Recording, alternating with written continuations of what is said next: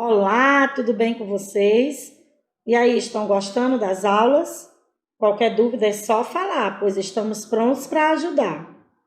Não esquecendo, que no Classroom existe um tópico chamado Tira Dúvida. Você pode ir lá, deixar seu registro, sua dúvida, que nós iremos responder, ok? Prontos? Então vamos à nossa aula de hoje.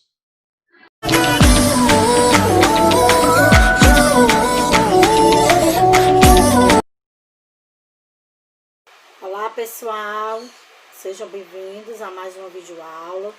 Hoje a nossa videoaula vai ser de correção, tá? Do capítulo 14, certo? A pergunta número 1, pessoal, da página 319, ela diz o seguinte: reflita e elenque os fatores que levaram ao surgimento do neocolonialismo. Lembra, eu creio que vocês estão lembrados, da nossa videoaula, tratando o que seria esse neocolonialismo. Então, vamos aí à resposta. Houve o surgimento, de grandes parques industriais, isso a gente já abordou na nossa outra videoaula, E com isso cresceu também a necessidade de novos mercados consumidores. Aí o que foi que aconteceu? Também a questão da matéria-prima abundante, Aí, somando a esse quadro econômico, as ideias liberais de não intervenção do Estado na economia, firmaram, os mercados que autorregulavam e motivaram a busca de novos mercados. Então, o neocolonialismo foi motivado justamente por conta desses mercados consumidores, tá certo? E desses parques industriais que eles queriam que desenvolvesse e crescesse. Essa seria a resposta da primeira questão. Vocês podem colocar também com as palavras de vocês, tá? E depois nos apresentar, tá bom? Aí na segunda questão, a pergunta é: as nações economicamente mais equilibradas na história da humanidade criaram teorias e concepções que justificavam a dominação de povos que não possuíam desenvolvimento tecnológico. Nesse sentido, compara o Destino Manifesto com o darwinismo social. Lembra do darwinismo social? Da questão da superioridade racial, Então, tanto o manifesto usado pelos Estados Unidos para justificar o processo de expansão, que os Estados Unidos, para justificar esse avanço também, ele usa esse Destino Manifesto, tá? Lá na América do Norte, quanto o darwinismo social foram teorias criadas para justificar a incapacidade cultural e tecnológica dos nativos. Aí eles diziam que esses nativos, eles não tinham capacidade, por eles só, nem intelectual, e nem também tecnológica. Aí com isso eles se colocam diante desse preconceito, desse racismo, aí usam essas riquezas, tá certo? Aí essas sociedades foram desenvolvidas. Eles diziam que essas sociedades não tinham capacidade de alcançar um desenvolvimento, só se fosse através deles. Essa seria a nossa resposta, tá? Aí, na página 327, nós temos uma questão aí que ele fala do século XIX. O continente africano foi invadido num novo processo de colonização. Explica o que foi a partilha da África. O que foi, pessoal, a partilha da África? Vocês estão lembrados que nós abordamos na nossa videoaula a questão da partilha, onde a África ela ficou o quê? Dividida, Foi uma decisão que aconteceu entre os países imperialistas, que essa decisão ocorreu justamente, foi estabelecido a divisão do continente africano lá na Conferência de Berlim. Então, vocês podem colocar essa partilha da África, que foi uma decisão entre os partidos imperialistas na Conferência de Berlim, onde justamente eles dividiram o continente africano, tá certo? Aí reflita e discorra, discorrer é falar sobre a Conferência de Berlim, destacando os motivos e seus objetivos centrais. O que foi essa conferência, nós já falamos que foi uma reunião, e que trouxeram os motivos, que ela foi convocada em 1884 e 1885, ela visava justamente regular as conquistas das nações imperialistas, na África. Assim, ela assina um acordo entre si, Dentre os objetivos, destaca-se a delimitação geográfica de cada nação africana invadida e conquistada, e a obrigatoriedade de divulgar e comunicar cada região anexada para evitar possíveis tensões. Isso é que foi, né, a partilha da África, como foi que ela ocorreu, justamente na Conferência de Berlim. Na terceira questão, pede para você descrever o processo neocolonial das seguintes nações europeias: da França, da Inglaterra, da Bélgica e da Alemanha. Aí nós vamos ver cada uma passo a passo como foi esse processo neocolonial. Lembra do neocolonialismo e do colonialismo, que não deixa de falar da exploração. Como foi que esse processo dessas nações aqui europeias em relação ao neocolonialismo? É isso que ele quer saber, tá? Aí a gente começa com a França, né, que os franceses buscavam lucro para as empresas. Aí eles comercializavam um produto industrial francês, e a recuperação de uma força política internacional, né, que tinha sido abalada com o processo revolucionário, e também pela questão das ações do Napoleão Bonaparte nesse período. Aí a França conquistou a Argélia, o Marrocos e a Tunísia, e a costa do Marfim também, tá? Já lá na Inglaterra, né, o foco inglês esteve mais concentrado na região da Ásia, principalmente na China e na Índia. Lembra que nós tratamos na outra aula sobre essa dominação, né, também do território chinês e também lá na Índia, né, onde eles encontraram abundância de matéria-prima, porque todo o interesse nessas nações era a busca da matéria-prima, essa exploração mesmo, tá? Para a produção deles industrial, né? Como minério, tá? Na África, os ingleses acabam que invadiu o Egito, a Somália e a Nigéria, né? E a Serra da Leoa também. Já na Bélgica, né? Eles focaram as ações apenas no Reino do Congo, tá? Na África, localizada nas margens do rio, né? O mesmo nome que eles tinham, um vasto território, que era bem maior do que a própria Bélgica. Ele estabeleceu um bom sistema de navegação também do rio Congo. Aí isso ligava o rio Nilo ao Egito. Já na Alemanha, né, foi uma das últimas nações a enveredar nesse processo neocolonial, devido à formação dos Estados Nacional. Aí o chanceler Bismarck entendia que, mesmo ele tendo acumulado grande capital financeiro, né, desde o período da Confederação Germânica do Norte, a Alemanha deveria se lançar ao continente africano para demarcar seu poder político. Aí com isso, o que é que vai acontecer? Ele vai invadir as nações africanas como o Camarões, o Togo e a Namíbia, tá certo? Que são territórios africanos. Então perceba que toda essa dominação, né, imperialista e neocolonialista se dá por conta de riquezas, né? Aí na página 328, a quarta questão, uma das regiões da Ásia, né, de maior intervenção dos ingleses foi a Índia, com quem manteve relações durante 2 séculos. Aí no século XIX estourou um grave conflito conhecido como a Revolta dos Cipaios. Aí pede para você explicar. Lembra que nós tratamos quem eram os cipaios e quais foram as consequências disso, né? Que os cipaios eram justamente os militares de origem indiana, que faziam parte das tropas britânicas, mesmo não possuindo recurso suficiente para confrontar os ingleses. O que foi que a Índia fez? Passou a reagir após o estabelecimento de pesados impostos. Aí os cipaios receberam apoio tanto de príncipe quanto de hindus, né? Aí os ingleses venceram a batalha e derrubaram os principais indianos. Aí com isso eles anexaram a Índia ao território inglês. Estabeleceu assim a política imperialista neocolonial. Aí na quinta questão, o Japão do período do shogunato era diferente da nação que se viu na fase da Revolução Meiji.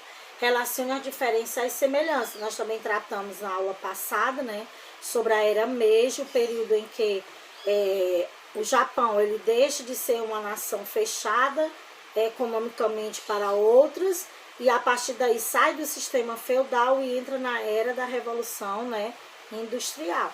Não foi assim?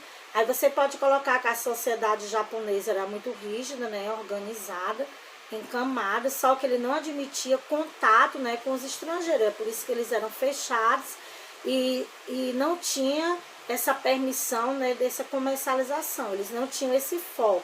Por isso que eles eram fracos no desenvolvimento tecnológico dele devido a esse isolamento, tá? Só que o shogunato ele era muito criticado, né, pelo seu próprio povo por conta disso. Aí é que vem surgindo a era Meiji, que levou o imperador Meiji ao poder, né? Aí com isso esse governo ele se torna mais liberal que o governo do shogunato. Aí ele vai estabelecer um sistema político partilhado com prefeituras e parlamentos, né? Aí com isso o Japão começa a comercializar e entrar nessa era, né, de desenvolvimento tecnológico. Na página 329, né, continuando a sexta questão, os ingleses tiveram relações econômicas e políticas muito tensas e irregulares com a China. Esta sempre manteve suas fronteiras fechadas a qualquer relação econômica com o Ocidente. Nesse contexto, explica a Guerra do Ópio. Nós também tratamos, né, toda essa atividade que está aí proposta no livro de vocês, pessoal, está muito fácil, porque foi tudo que nós tratamos nas videoaulas passadas, né? Então, creio que vocês não vão sentir dificuldade, tá? Aí ele pede que dentro desse contexto a gente explique a Guerra do Ópio, tá lembrado? Da Guerra do Ópio, que nós falamos em relação àquele produto que você vê como um anestésico, que eles começaram agora utilizar, né, como um narcótico, é isso, né? Aí você pode colocar que os ingleses enriqueceram bastante com esse comércio do ópio, tá certo? Que era altamente valorizado na China. Aí os chineses passaram a atacar essas embarcações inglesas carregadas de ópio, que resultou justamente nessa primeira guerra do ópio. Até a gente falou da segunda e a terceira guerra do ópio, né? Com a vitória inglesa. Aí a segunda guerra do ópio durou de 1856 a 1860 e 1960, né? Foi vencida por uma aliança militar entre os ingleses e franceses, e as derrotas obrigaram os chineses a abrir seu território para o comércio com as nações europeias, tá certo? Aí na página 334, né, nós vamos começar agora as questões de vestibular, né, as questões do Enem, tá certo? Ele traz aí a primeira questão, ele diz: uma das alternativas a seguir não corresponde às diferenças entre o colonialismo do século XVI e o neocolonialismo do século XIX. Ele está dizendo que tem um item aqui, tá, dentro dessas alternativas, que não corresponde às diferenças entre o colonialismo e o neocolonialismo. Lembra do colonialismo que nós falamos, que isso ocorreu no século XVI, e do neocolonialismo do século XX? Aí ele traz o item A. A principal área de dominação do colonialismo europeu foi a América. O neocolonialismo voltava-se para a África e para a Ásia. Né? O que é que vocês acham? A gente já começa, né, se fala de neocolonialismo, a pensar em África e Ásia, tá? Já tô dando um bisuzinho para vocês, né? Aí B, o colonialismo teve como justificativa ideológica a expansão da fé cristã, enquanto no neocolonialismo a missão civilizadora do homem branco foi espalhar o progresso. Foi, pessoal, nesse período do neocolonialismo, civilizadora.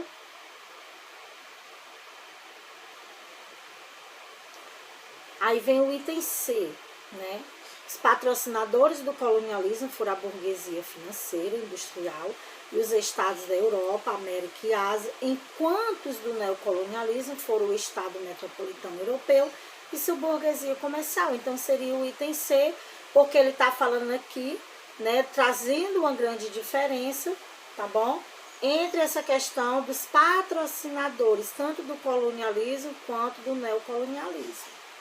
Ok?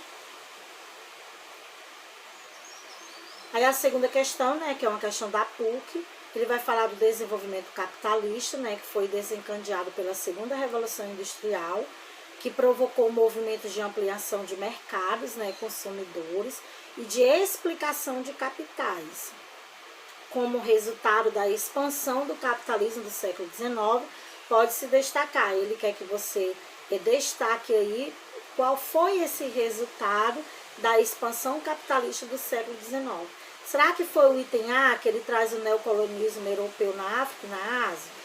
Será que foi o B, quando ele fala da influência dos capitais norte-americanos na economia europeia? Ou será que foi o item C, da disputa entre as potências ibéricas pelos mercados latino-americanos? E o item D, que fala do fortalecimento econômico da Alemanha com o Tratado de Versalhes? E não é a elaboração de leis antitruste com o objetivo de consolidar o poder dos cartéis? Veja bem, né, que ele pergunta aqui que através desse desenvolvimento capitalista foi desencadeado pela segunda revolução industrial, aí vai provocar movimentos de ampliação, tá? Como eles quiseram ampliar os seus territórios, o comércio industrial, tá certo? Aí com isso vem uma expansão capitalista. Nós estamos falando de século XIX. Então com isso a gente pode se destacar o quê, pessoal? Nós falamos isso, explicamos bem na nossa outra videoaula, né? Que a resposta correta seria justamente o item A, pessoal.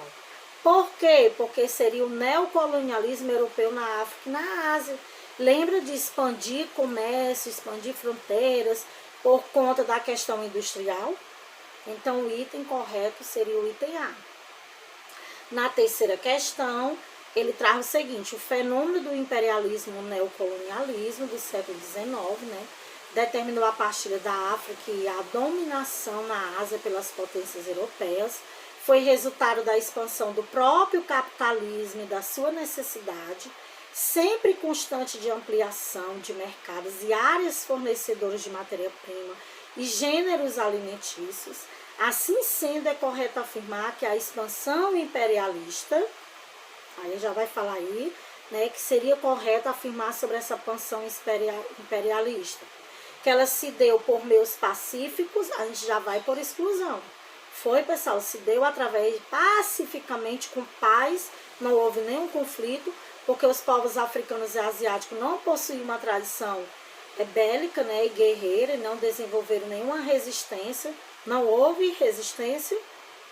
B, deu-se com a elaboração de forte justificativa ideológica que enfatizava a necessidade da missão civilizadora humanitária dos europeus sobre os povos conquistados, tá?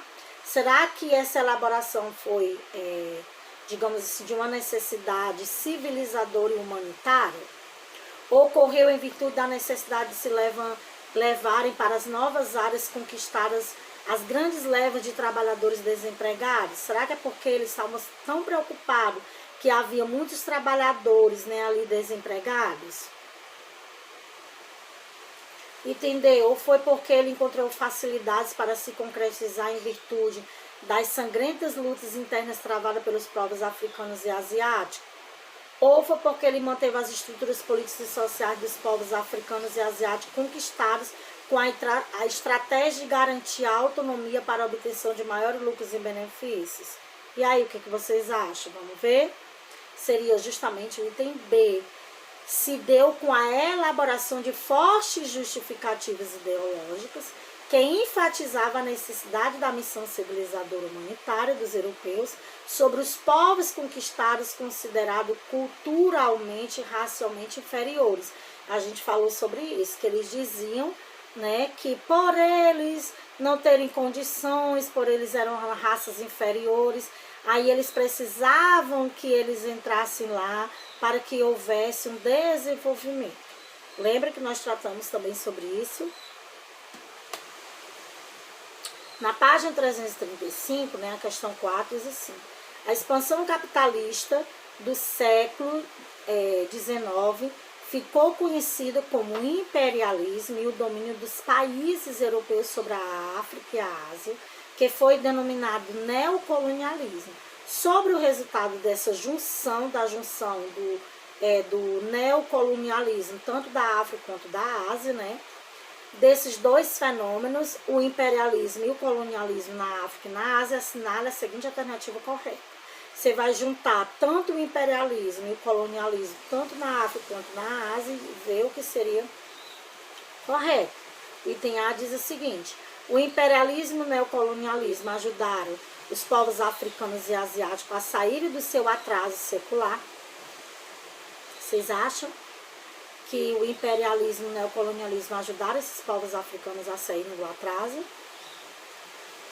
Segundo a Revolução Industrial, o capitalismo monopolista e as ideias de progresso estão associadas ao imperialismo, ao neocolonialismo e ao completo domínio dos Estados Unidos no final do século XIX. Preste atenção. Os maiores beneficiários de todo o domínio imperialista do neocolonialismo na África e na Ásia foram as classes operárias europeias, em fase do pleno emprego da indústria. Através do imperialismo e do neocolonialismo, as elites econômicas e políticas inglesas construíram a imagem de que era o modelo de cultura e civilização a ser imitado em todo o mundo. E o item é, entre as nações da África, as que transferiram maiores quantidades de pedras preciosas para a Inglaterra foram Angola e Moçambique, em razão do neocolonialismo. E aí, já tem a sua resposta? Seria o item D, né, pessoal? Isso ocorre justamente através do imperialismo e do neocolonialismo, né, com as elites econômicas e políticas inglesas, né, que construíram a imagem que era modelo de cultura e de civilização a ser imitado em todo o mundo, tá certo? Aí a quinta questão, né, é a industrialização acelerada de diversos países ao longo do século XIX, alterou o equilíbrio e a dinâmica das relações internacionais. Com a segunda revolução industrial, emergiu o imperialismo, cuja característica marcante foi a substituição das intervenções militares pelo uso da diplomacia internacional, busca de novos mercados consumidores para as manufaturas e as capitais excedentes dos países industrializados. Ou vocês acham que foi a manutenção da autonomia administrativa dos governos nativos nas áreas conquistadas, ou a procura de especiarias, ouros e produtos tropicais inexistentes da Europa? Vamos ver? Seria justamente a busca de novos mercados consumidores para as manufaturas, para os capitais excedentes dos países industrializados. Lembra que eles sempre estavam em busca desses mercados consumidores, de expandir, tá certo? Sexta questão, né, a conquista da Ásia e da África durante a segunda metade do século XIX pelas principais potências imperialistas objetivava o quê? Qual era o objetivo disso? Busca de matéria-prima, aplicação de capitais e a procura de novos, a implantação de regimes políticos, o impedimento da evasão em massa, a implantação de política econômica, ou a necessidade da interação. Essa aqui está na cara, né, pessoal? Eu creio que nenhum de vocês erraram, que a gente sempre falou em busca das matérias-primas, da aplicação de capitais excedentes, né? Que eles estavam sempre procurando novos caminhos para isso, né? A sétima questão, ele traz a era dos descobrimentos, que foi iniciada pela aventura atlântica dos navegadores, né, portugueses, logo seguido por espanhóis e ingleses, né, franceses e holandeses, teve como consequência a ampliação do horizonte, tá? Aí ele pede que das alternativas a seguir, né, qual é aquela que não diz respeito ao antigo sistema colonial. Qual seria? O item A, que fala da reivindicação do trabalho escravo e de outras formas de trabalho servil. O B, que é o exclusivo colonial definido entre as relações de monopólio. O C, que fala da partilha da Ásia e da África como resultado da competição imperialista, né, entre as grandes potências. Ou D, que fala da organização da produção colonial em torno do eixo da exportação. Ou seria o descobrimento e a exportação comercial e as práticas. Essa aqui também está muito fácil, eu creio que vocês também acertaram, né? Porque fala da partilha justamente da Ásia e da África como resultado dessa competição imperialista entre as grandes potências. Foi muito bem explicado a videoaula passada, né? Que eu creio que vocês não sentiram dificuldade para responder essas questões, né? Oitava questão, assinale a afirmativa correta em relação ao processo de colonização da África e da Ásia, né, realizado pelas principais potências mundiais dos séculos XIX e XX. A afirmação correta em relação ao processo de colonização. Território do apartheid na África do Sul, que só foi possível pela derrota do exército inglês nas guerras dos Boeres. O fim da escravidão, apesar de ser fundamental para a implantação do capitalismo na África, só ocorreu quando o movimento popular de libertação de Angola tomou o poder em Angola. A conquista colonial teve a finalidade de transformar a África e a Ásia em fornecedores de matérias-primas, né, consumidores de produtos industriais. Ou foi quando o Japão foi o país asiático que mais se beneficiou com as colônias conquistadas da África, né? Ou através da chamada Partilha da África, que foi consequência direta do Tratado de Paz de Versalhes. Eu creio que essa daqui também vocês não tinham como errar, né? Seria justamente o item C, porque ele fala da conquista colonial como finalidade de transformar a África e a Ásia, né, em fornecedores de matéria-prima, tá certo? A nona questão, né, estamos já quase encerrando a nossa correção, fala da Conferência de Berlim, que ela marca o que a Conferência de Berlim, né?